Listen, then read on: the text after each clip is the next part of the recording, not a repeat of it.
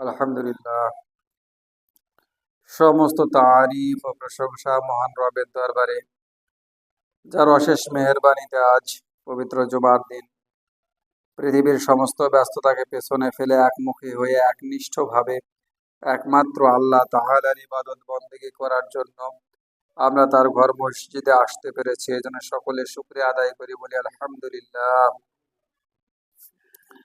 দরুদ ও তাসলিমাত বর্ষিত হোক মানবতার মহান মুক্তির দূত, মহান শিক্ষক, আমাদের প্রিয় নেতা নবী করিম সাল্লাল্লাহু আলাইহি ওয়াসাল্লামের উপর। সকলে বলি সাল্লাল্লাহু আলাইহি ওয়াসাল্লাম।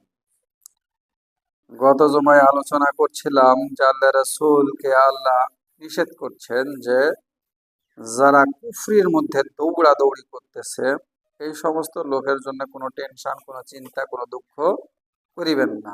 কেন কেন আল্লাহ বলছেন যে ক্বালু, তারা বলে আমান্না বি আফওয়াহিহিম, তারা মুখের দ্বারা শুধু বলে যে আমরা ঈমান এনেছি, ওয়ালাম তুমিন কুলুবুহুম, অথচ তাদের অন্তর ঈমান আনে না। এটাই হলো মূল কারণ, যে আসলে তারা কুফরির মধ্যে দৌড়াদৌড়ি করার কারণটা হচ্ছে এই যে তাদের মুখ, অর্থাৎ মুখে বলছে আমি ঈমান এনেছি, অন্তরে ঈমান আনেনি। মানে প্রকৃত মুখে তারা ঈমানদার হয়নি। ঈমানদার হলে না ঈমানের পথে দৌড় দিবে। ঈমানদার যেহেতু হয়নি, সুতরাং তারা কুফরির মধ্যেই দৌড়াবে। এ নিয়ে আপনার টেনশন করার কিছু নাই। আল্লাহ রাসূলকে বলছেন এ নিয়ে আপনার টেনশন করার কিচ্ছু নাই। এরপরে আল্লাহ বলছেন ওয়া মিনাল্লাযিনা হাদু, আর যারা ইহুদি হয়ে গেছে পৃথিবীতে। ইহুদি, এই যে ইহুদি, আমি বারবার একটি কথা বলি যে ইহুদি হচ্ছে পৃথিবীর বিষ ফোঁড়া। এই ইহুদি যারা হয়ে গেছে তাদের সম্পর্কে আল্লাহ বলছেন যে যারা ইহুদি হয়ে গেছে, সাম্মাউনা লিল কাযিবি ওয়া সাম্মাউনা লিকওমিন আখরিনা লাম ইয়াতুক, তারা সাম্মাউনা লিল কাযিবি, তারা মিথ্যা কথা শুনতে ভালোবাসে, তারা মিথ্যা কথা শুনতে আগ্রহী। ওয়া সাম্মাউনা লিকওমিন আখরিনা, তারা অন্য জাতির কথা শুনে লাম ইয়াতুক, আপনার কাছে আসে না, অর্থাৎ নবীর কাছে আসতে তাদের ভালো লাগে না, নবীর কথা তাদের ভালো লাগে না। তারা অন্য জাতির সাথে কথা বলতে ভালো লাগে, অন্য জাতির কথা শুনতে ভালো লাগে। বিশেষ করে এদের সমস্যা ছিল ওই যে মদিনাতে বসে বসে আল্লাহ রাসূলকে বলবে যে আমরা আপনার সাথে আসি, আপনার সাথে চুক্তি আছে, আর মক্কাতে যা মুশরিকদের সাথে চুক্তি করে, তাদের সাথে বিভিন্ন বিষয়ে আলাপ আলোচনা করে কিভাবে মদিনা রাষ্ট্রকে নস্যাৎ করা যায়। এজন্য আল্লাহ বলছেন যে তারা আপনার কথা শুনতে আগ্রহী নয়, কারণ তারা মিথ্যা কথা শুনতে আগ্রহী, ওরা সত্য ভালো লাগে না। বাংলাদেশে যেমন শুনছেন না, মিথ্যার পরে মিথ্যা, মিথ্যার পরে মিথ্যা, ম্যাকিয়াভেলির মতন 100 জন লোক একটি মিথ্যা কথাকে সমস্বরে 100 বার বললে সত্য পরিণত হয়। এটা হলো ম্যাকিয়াভেলির দর্শন। সে একজন রাষ্ট্রবিজ্ঞানী, সে কথা বলছে যে রাষ্ট্র আপনি চালাবেন একটা মিথ্যা কথার উপরে কিভাবে? তাহলে 100 জন মানে 100টা এমপি এক জায়গাতে হবে, হয়ে এই কথাটা 100 বার বলবেন, এই কথাটা সত্যি পরিণত হয়ে যাবে। বাংলাদেশে যেমন এখন সত্যি পরিণত হয়েছে জামাত ইসলাম রাজাকার, সত্যি পরিণত হয়নি। অথচ শেখ হাসিনা যখন এর লিস্ট, যে তালিকা ছিল 1971 সালে কারা কারা রাজাকার ছিল, এ তালিকা যখন প্রকাশ করলো তখন দেখা গেল 8,000-এরও বেশি আওয়ামী লীগের, আর মোটামুটি 1,500 বিএনপির, আর জামাত ইসলামের মাত্র 37 জন। অথচ তারা এটা এতবার করে বলছে, এতবার করে বলছে যে জামাত ইসলাম রাজাকার, জামাত ইসলাম রাজাকার, জামাত ইসলাম রাজাকার বলে এটা প্রতিষ্ঠিত করে ফেলছে। আর মানুষ এটা শুনতেই পছন্দ করে, ওই যে মিথ্যা কথা শুনতে ভালো লাগে। আল্লাহ বলছেন কার স্বভাব? এটা ইহুদির স্বভাব। আপনি যদি সত্য মিথ্যা যাচাই না করে একটা মিথ্যাকে আপনি এভাবে বিশ্বাস করেন, তাহলে বুঝতে হবে ইহুদির স্বভাব আপনার ভিতরে ঢুকছে, আপনার ভিতরে মুসলমানের স্বভাব নাই। মুসলমানের স্বভাব হলো কোনো ফাসেক যদি আপনার কাছে কোনো সংবাদ নিয়ে আসে, আপনি সেটা যাচাই করবেন। আমরা তো যাচাই করি না, আমাদের যাচাই করা লাগে না। পত্রিকার নিউজ আমরা যেভাবে বিশ্বাস করি, কোরআনকে ওইভাবে বিশ্বাস করি না। আরে পত্রিকাতে লিখছে, মিথ্যা কথা লিখেছে, অথচ গোটাই মিথ্যা। পত্রিকার নিউজ আমরা যেভাবে বিশ্বাস করি, কোরআন ওইভাবে বিশ্বাস করি না। এই হলো আমরা মুসলমান। তার মানে কি? সাম্মাউনা লিল কাযিবি, আমরা মিথ্যা শুনতে প্রস্তুত, মিথ্যা শুনতে আগ্রহী। পত্রিকার নিউজ বিশ্বাস করি, কোরআন বিশ্বাস করি না। তারপরেও নাকি আমি মুসলমান, তারপরেও নাকি আমার ঈমান আছে, তারপরেও আমি আবার জান্নাতের আশা করি। কিভাবে? জান্নাতের আশা করলে হবে না। জান্নাত জাস্ট, একদম জাস্ট মানুষদের জন্য, সৎ লোকদের জন্য জান্নাত। জান্নাত একটা সাম্প্রদায়িক জায়গা। এতদিন শুনে আসছেন না যে আমরা অসাম্প্রদায়িক বাংলাদেশ গড়বো। অসাম্প্রদায়িক বাংলাদেশ করবেন কেন? হিন্দু কি জীবনে মুসলমানের পক্ষে আসবে নাকি? না মুসলমান হিন্দুর পক্ষে যাবে? মুসলমান কি হিন্দুর পূজা করতে যাবে? না ওই হিন্দু আছে জুমার দিন আসে জুমার নামাজ পড়ছে। কি ধরনের আজে বাজে কথা! সাম্প্রদায়িক, এটাই স্বাভাবিক। সম্প্রদায়ে সম্প্রদায়ে তাদের কৃষ্টি কালচার আলাদা হবে। আপনি এতটুকু বলতে পারেন যে আমরা সহাবস্থান করব, আমরা একে অপরকে সহযোগিতা করব, সবাই মিলেমিশে বসবাস করব, কিন্তু আমাকে হিন্দু হয়ে যেতে হবে আর হিন্দুকে মুসলমান হয়ে যেতে হবে, এরকম কথা তো চলে না। অসাম্প্রদায়িক জায়গা একটা আছে। অসাম্প্রদায়িক জায়গা হলো জাহান্নাম। ওখানে কাফের, মুশরিক, মুনাফিক, বেঈমান, যত পাপিষ্ঠ, কি একদম অসাম্প্রদায়িক জায়গা। ওখানে কোনো সম্প্রদায়ের ভেদাভেদ নাই। প্রত্যেকটা সম্প্রদায়ের লোক ওই জায়গাতে থাকবে। সে জায়গার নাম কি? জাহান্নাম। বাংলাদেশকে জাহান্নাম বানাতে চাইছিল, এই জন্য বলে যে অসাম্প্রদায়িক বাংলাদেশ করবো, মানে বাংলাদেশকে একটা জাহান্নামে পরিণত করবে। বাংলাদেশ জাহান্নামে পরিণত করবে। মিথ্যা কথা শুনতে আর আগ্রহী, এজন্য মিথ্যার উপর ভর করেই সবকিছু করছে। মিথ্যার দেয়াল কয়দিন টিকে থাকে? ধসে পড়ছে। মিথ্যার দেয়াল টিকে না, মিথ্যা টিকে না, একদম খসে পড়ছে, ধসে পড়ছে, কিচ্ছু না, মাটির সাথে সব মিশে গেছে। মিথ্যাকে যারা আশ্রয় করে বাঁচতে চায়, কয়দিন বাঁচতে পারবেন? কয়দিন ধোকায় ফেলা যায়? শয়তান কয়দিন ধোকা দিতে পারে? আপনি যদি ইচ্ছা করে শয়তানের হাতে মরি দেন সেটা আলাদা কথা, কিন্তু আপনার ভিতরে যদি ভালো কিছু থেকে থাকে, আপনি বেশি দিন মিথ্যা এটা গ্রহণ করবেন না। একসময় আপনার কাছে এটা সুস্পষ্ট হয়ে যাবে আসলে সত্যিটা কি। এখন সত্যি বের হয়ে আসতেছে, প্রত্যেকটা সত্য বের হয়ে আসতেছে, একটাও ইয়া নাই, চুপ করে নাই, বসে নাই, এখন বের হয়ে যাচ্ছে। এক সময় আপনি বলতে পারেননি, এক সময় শুধু বলেছে 71 সাল 71 সাল 71 সাল, কিন্তু ভুলেও 71 থেকে 75, এ কথা তো কেউ বলেনি যে 71 থেকে 75 কি হয়েছিল। বলছে? বলেনি। কেন? লজ্জা লাগে? 74 সালে দুর্ভিক্ষ হয়েছিল, মানুষ না খায় মরছে।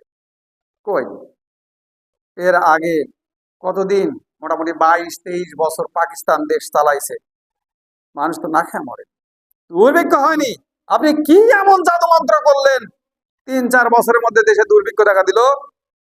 ছেলের মাথায় সোনার মুকুট পরিয়ে বিয়ে দেন আর মানুষ না খেয়ে মরে, এই হলো নেতা? তাই নাকি আবার বঙ্গবন্ধু? লজ্জা লাগে এগুলো বলতে। কেমন বঙ্গবন্ধু? আপনি বঙ্গের মানুষ মরে যায় আর আপনি সোনার মুকুট বানিয়ে ছেলের বিয়ে দেন? এগুলো ইতিহাস বলে না, এগুলো ইতিহাস জানতে হবে। ইতিহাস তো ওই 71-এর পর লাভ মারা তো 76 চলে যায়নি, মাঝখানে তো কিছু আছে, কেন বলবেন না? ওটা বলেন, বলতে কে নিষেধ করছে? আবার আপনার 71 থেকে ইতিহাস শুরু হয়। 71-এর আগে কি পৃথিবী ছিল না? ছিল তো। আপনি খালি পাকিস্তানকে গালি দেন, তো পাকিস্তানের শাসন আমলটা তুলে ধরেন না কেন? 47 থেকে 71 এই শাসন আমলে কি হয়েছে বাংলাদেশে দেখেন না কেন? আপনি দেখেন, এই বাংলাদেশ সরকার 53 বছরে যা করেছে, ওই 20 বছরে পাকিস্তান যা করেছে তা করতে পারেন। রাজশাহী বিশ্ববিদ্যালয়, চিটাগাং বিশ্ববিদ্যালয়, Rajshahi medical college, Chittagong medical college, আরো যেগুলো বিশ্ববিদ্যালয় রয়েছে, কে বানাইছে বলো? কখন প্রতিষ্ঠিত? আপনি যা দেখবেন কত সালে প্রতিষ্ঠিত। ব্রিটিশ সরকার বানাইছে ঢাকা বিশ্ববিদ্যালয় 1921 সালে। তারপর থেকে 1947 থেকে 1970 এর মধ্যে যত বিশ্ববিদ্যালয়, যত মেডিকেল কলেজ সব তৈরি করছে পাকিস্তান সরকার। আপনি কি করেছেন? আপনি কয়টা মেডিকেল কলেজ বানিয়েছেন? কয়টা বিশ্ববিদ্যালয় বানিয়েছেন? কয়টা ক্যাডেট কলেজ বানিয়েছেন? বলেন, ফিরিস্তি দেন, শুধু বলেন উন্নয়নের জোয়ারে ভাসিয়ে দিয়েছি। 20 বছর পাকিস্তান যা করেছে তা তো পারেননি। এগুলো বলতে লজ্জা লাগে? 52 সালে প্রতিষ্ঠিত রাজশাহী বিশ্ববিদ্যালয় কে করছে? শেখ মুজিবুর করছে না ব্রিটিশ সরকার করছে? জানা লাগবে না এগুলো? জানবেন, এগুলো সব ভুয়া কথা, ভুয়া কথা। পাকিস্তান যেখানে উন্নতি করেছে ওখানে উন্নতি আজ পর্যন্ত 53 বছরেও হয়নি। এখন বলবেন রাজাকার, তাই পাকিস্তানের কথা বলছে। রাজাকার কারে বলে? কে রাজাকার? রাজাকারে যারা ছিল, রাজাকার তো এটা একটা বাহিনী, আপনারা জানার একটা দরকার আছে তো। রাজাকার কি? সাধারণ মানুষ রাজাকার হওয়ার কোনো চান্স নাই। রাজাকার হচ্ছে মিলিটারি, যে মিলিটারি আছে না, সেনাবাহিনী, সেনাবাহিনীর সাপোর্টে তৈরি করা একটা বাহিনী।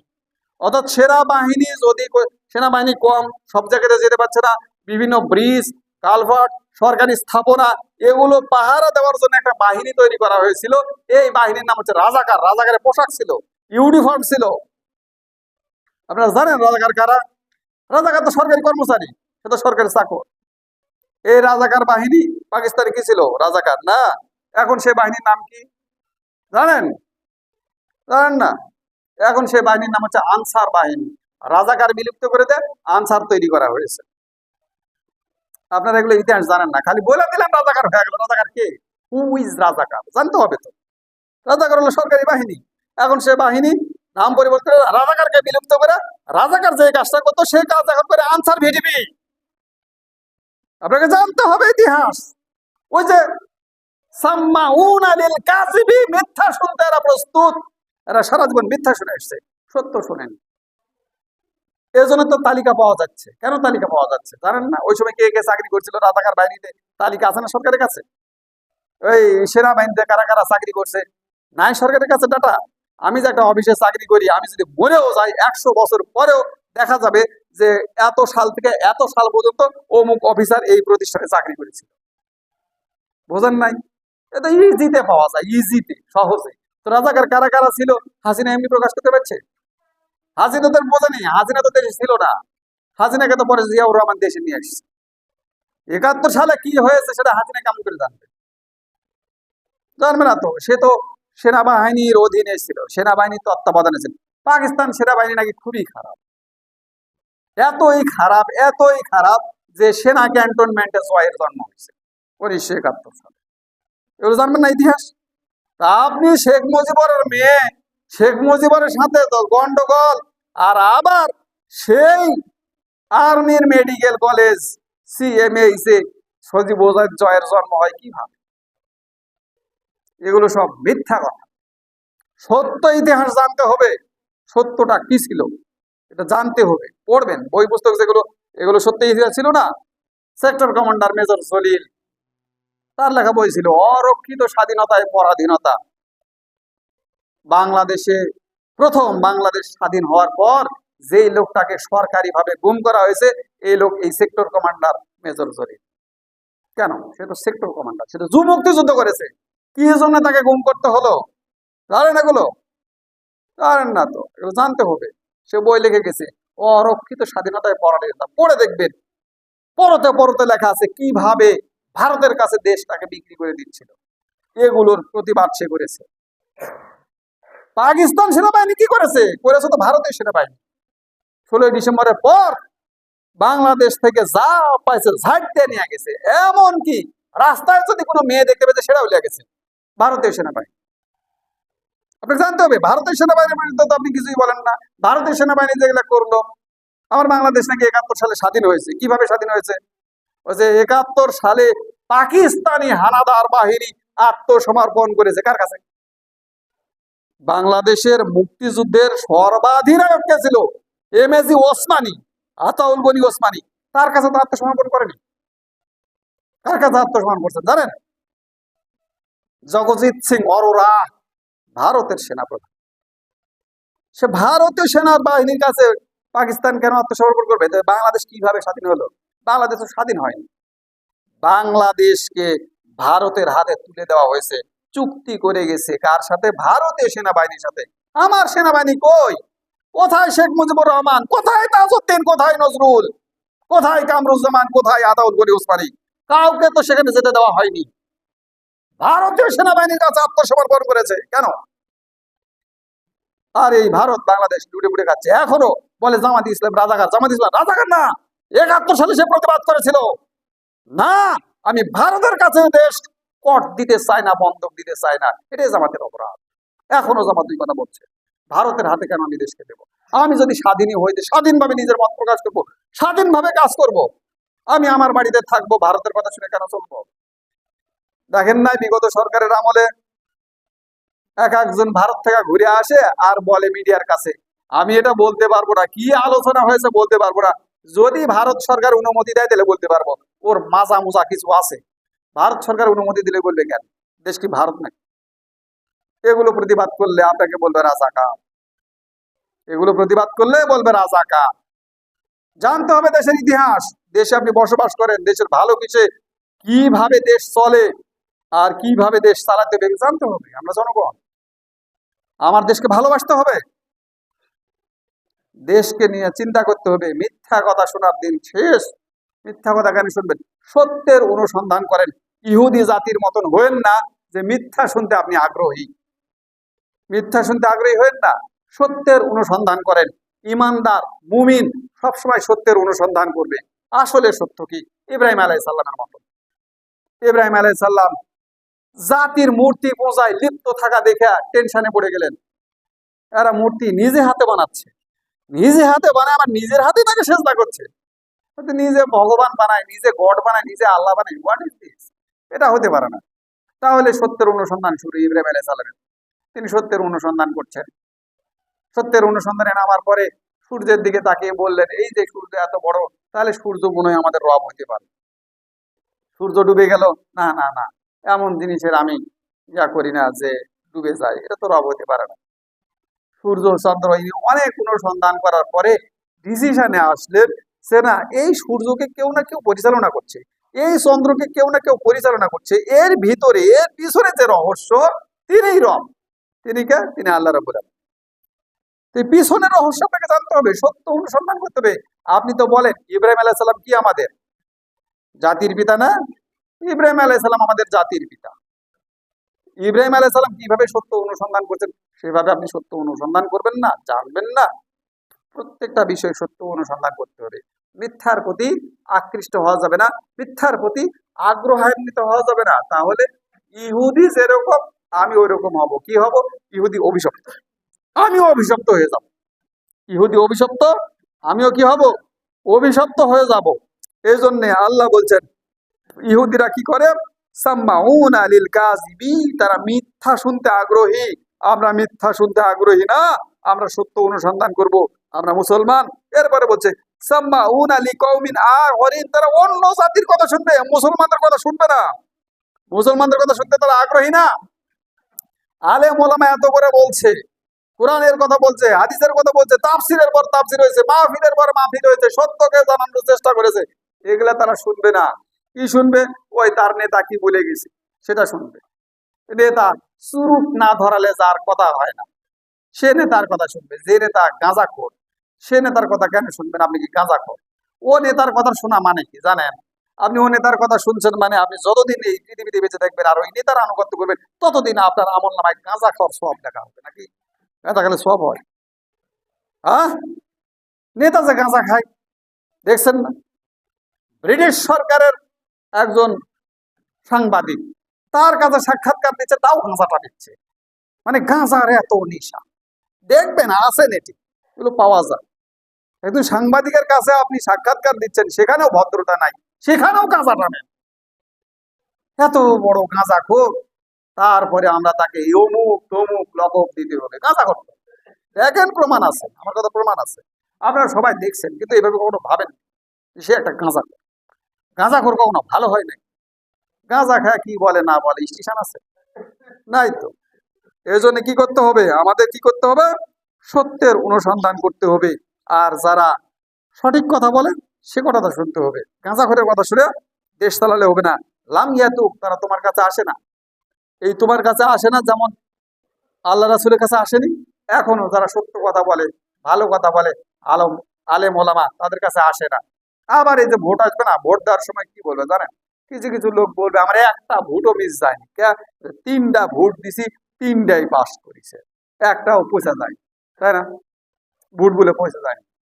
আল্লাহ কি কিয়ামতের মাঠে কথা জিজ্ঞেস করবে নাকি? এই তোর ভোট পয়সা গেছে নাকি রে, এই কথা জিজ্ঞেস করবে না, বরং উল্টাটা জিজ্ঞেস করবে। কি জিজ্ঞেস করবে? ভোট সম্পর্কে প্রশ্ন হবে। আল্লাহ জিজ্ঞেস করবে, কে রে, তুই তো জানতিস অমুক যদি ভোট দিস তাহলে ওই কাঁচা খাবে, ওই মাগিবাজি করবে, ওই গম মারা খাবে, ওই রাস্তাঘাট সব গিলা খাবে, দুর্নীতি করবে, জানিস না? জানে কিনা? জানে তো। আপনি যায় না শুনে তাক ভোট দিলেন, তখন আল্লাহ প্রশ্ন করবে তুই যায় না ভোট দিলু কেন? তুই যদি ভোট না দিলুনি তাহলে ওই চেয়ারম্যান হতো না, মেম্বার হতো না, এমপি হতো না, ওই এই মারা খাওয়ার সুযোগ পাইতো না। তার মানে সুযোগটা তুই দিস। ঠিক? ভোট পচে না, আপনি পচবেন। আপনি চিন্তা করেন আমি যাতে পচে না যাই, ভোট পচে পচুক গে, আমি যেন না পচি, আমি ভালোর পক্ষে থাকবো। আমি যে ভালোর পক্ষে ছিলাম, ভালো বিজয় হোক আর না হোক, পৃথিবীতে বহু নবী রাসূল এসেছেন, কেউ দুজন, কেউ তিনজন, কেউ পাঁচজন উম্মত নিয়ে আল্লাহর সামনে হাজির হবে। ওই দুজন শুধুমাত্র ওই নবীকে সাপোর্ট করছে, আর সমস্ত জাতি নবীর বিরোধিতা করছে। এই ইহুদি, এদের সম্পর্কে কি বর্ণনা আছে? আর নবীকে হত্যা পর্যন্ত করছে, তাই না? সেই নবীর সাপোর্টার কয়জন ছিল? 10 জন, 12 জন, 20 জন, 30 জন। এই 10 জন, 12 জন, 20 জন, 30 জন, এরা এরই পসেনি, এদের সাপোর্ট পসেনি। এরা নবীকে সাপোর্ট করছে, নবীকে ভোট দিছে, নবীর পক্ষে ছিল, এরা পসেনি। এরা কিন্তু ঠিকছে, ঠিক জান্নাতে চলে যাবে। কিন্তু ওই যে হাজার হাজার লোক যারা নবীর বিরোধিতা করেছিল, নবীকে পিটাইছে, নবীকে হত্যা করছে, এরা কি হয়েছে? এরা পৌঁছে গেছে জাহান নামের আগুনে, জ্বলবে আর জ্বলবে। মাথায় বুদ্ধি নিয়ে কাজ করবেন, আমার আসলে কি করা উচিত, কোথায় যাওয়া উচিত, কাকে সমর্থন করা উচিত আর কাকে সমর্থন করা উচিত নয়। আল্লাহ তো বলছেন যে আমরা যদি ভালোর পক্ষে সাপোর্ট করি, সব পাবো না? সব পাবো। খারাপেরটা সাপোর্ট করলে পাপ হবে না? পাপ হবে, সমান সমান। ওই যে একটা বাংলা প্রবাদ আছে না, সুরে সুরে মাস্তা তো ভাই, তার মানে একজন চুরি করেছে আর একজন চোরকে সমর্থন করেছে, তার মানে দুজন সম অপরাধে অপরাধী। ওই যে চুরি করে যেখানে পাপ হয়েছে, এই চুরি না করে ওইখানে পাপ হয়েছে, যেহেতু সাপোর্ট করছে। তবে যে সাপোর্ট করেছে তার লস বেশি। কেন লস বেশি? চুরের যেখানে শাস্তি হবে অর্থ ওইখানেই শাস্তি হবে। চুর তো চুরির মাল খাইতে পারছে দুনিয়াতে, ও তো তাও পারে, তাই না? ওর লস বেশি, সাপোর্ট করছে চোরকে। বুঝায় শুনে আমি ভোট দিলাম, এমপি হলো, সে তো কোটি কোটি টাকার মালিক হয়ে গেল, আমি কি পেলাম? অথচ আমি তাকে দুর্নীতি করার সুযোগ দিয়ে ওর যে পরিমাণ পাপ হলো, ওই পাপটা আমার ঘাড়ে চলে আসলো। কিছুই না দুনিয়াতে পেলাম, না আখিরাতে পেলাম। দুনিয়া গেল, আখিরাত দুটাই ছিল। বোঝা লাগবে, বুঝবেন, বুঝা কাজ করবেন, না বুঝা কোনো কাজ করবেন না। মিথ্যা কথায় প্রলোভ, মানে মিথ্যা কথার প্রলোভন আপনাকে দিবে, আপনি সেখানে প্রলুব্ধ হবেন না, হয়েছেন তো ঠকে যাবেন। সত্যের প্রতি আপনাকে অবিচল থাকতে হবে। দুনিয়াতে কিছু নাও পাইতে পারেন, পরকালে পাবেন। কিন্তু দুনিয়াতে নগদ পাওয়ার আশায় বহু কিছু করার পরে দেখা গেল আপনার পকেটের টাকা খরচ হয়েছে, কিন্তু আপনি কিছুই পান নাই। হয় না এরকম? কয়জন নেতাগিরি করে, রাজনীতি করে কোটি কোটি টাকার মালিক হয়েছে, হয়তো এমপি মন্ত্রীরা হয়েছে, আপনি কি হয়েছেন? আপনি তো চেলা চামুন্ডা, পিছনে দৌড়া, কিছুই নাই, আপনার কিছুই পাননি। কি পাইছেন? একটা ভিজিএফ এর কাট করার জন্য বারবার বারবার দৌড়াতে হয়, তাই না? কিছুই পাননি। কি জন্য এগুলো করবেন? এগুলো করিবেন না। এগুলো করা ইহুদিদের স্বভাব, ইহুদিদের স্বভাব। আর ইহুদিদের স্বভাব গ্রহণ করার মানে হচ্ছে ইহুদিরা যেরকম অভিশপ্ত, আমরা ওই রকম অভিশপ্ত হয়ে যাব। এগুলো থেকে আমাদের সাবধান থাকতে হবে। আল্লাহ এরপরে বলছেন ইউহাররিফুনাল কালিমা মিন বাদি মাওয়াদি। ইহুদিদের আরো একটা স্বভাব, তারা সঠিক কথাকে সঠিক স্থানে না রেখে কথাটা বিকৃত করে। ইহুদিদের কি স্বভাব? কথাকে বিকৃত করে। দেখছেন না, কিছুদিন আগে একদিন বলল যে আমরা আওয়ামী লীগের সমস্ত মামলা প্রত্যাহার করব, তুলে নিব। যখন এই কথাটা ভাইরাল হয়ে গেল, তখন আবার বিবৃতিতে বলছে যে আসলে আমি আওয়ামী লীগের চামড়া তুলতে চাইছিলাম, মুখটা স্লিপ করে মামলা হয়ে গেছে। বোঝেন নাই? কার স্বভাব এটা? ইহুদিদের স্বভাব, ইহুদিদের। আমি মানুষের নাম বলছি না, ইহুদিদের এই স্বভাব আল্লাহ বলছেন, আমি বলিনি। বলছে ইউহাররিফুনাল কালিমা, কালিমা মানে বাক্য। আমি যে কথাটা বলছি ওই কথাটা ইউহাররিফুনা বিকৃত করে, মিম বাদি মাওয়াদিহি, তার সঠিক জায়গাতে, সঠিক জায়গাতে যে কথাটা ছিল ওটা না করে কি করছে? বিকৃত করছে, করছে। সমাজে দেখবে ইহুদিদের স্বভাব, ইহুদিদের স্বভাব। এগুলো মাথায় রাখবেন। কোরআন একদম বাস্তব জিনিস, কোরআন পড়বেন, বুঝবেন তো মজা লাগবে। আর আপনি যদি না বুঝেন, খালি মনে করেন সোয়াব দিব, সোয়াবের জন্য পড়বেন, সোয়াব হবে কি হবে না সেটা আল্লাহ ভালো জানে। তবে আল্লাহ যে উদ্দেশ্যে কোরআন দিয়েছে ওই উদ্দেশ্য ফুলফিল হবে না। আল্লাহ কোরআন দিয়েছে আপনার হেদায়েতের, আমার হেদায়েতের জন্য। আমি পড়ি না, বুঝি না, কি হেদায়েত হবে?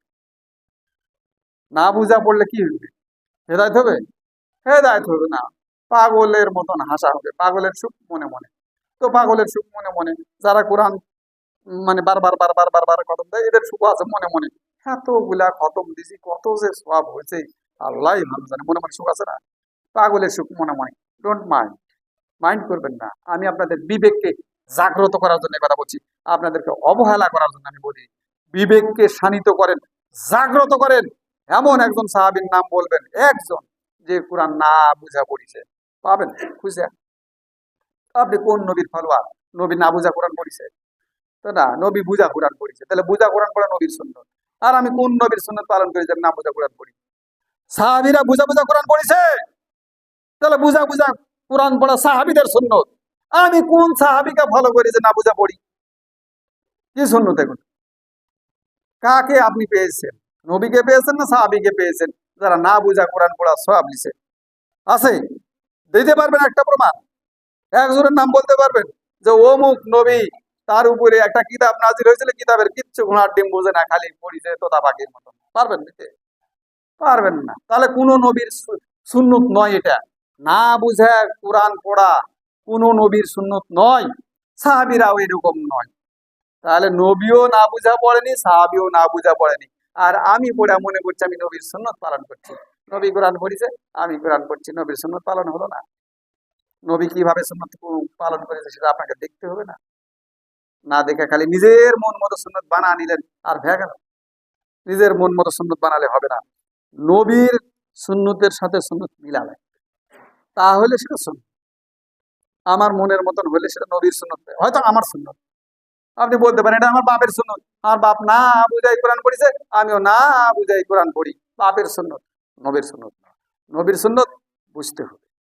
শুধু বোঝা নাই, নবীর পরের সুন্নত কি? এই কোরআনকে সমাজে ছড়িয়ে দিতে হবে। যারা কোরআন শুনে তাদেরকে বুঝাতে হবে।